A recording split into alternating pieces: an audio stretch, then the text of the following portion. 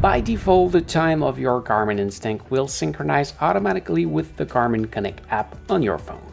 But if you want to do it manually, you can press and hold the menu button and go down to Settings.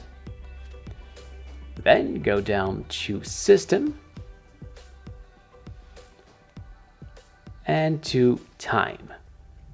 As you can see, the second option, the set time, is automatic. This is the synchronization with the Garmin Connect app. But if you don't want this to happen, you can select this and go to Manual, which will bring a new option just right here to set the time. So from here, you can select the hours and the minutes, and you can select just like that.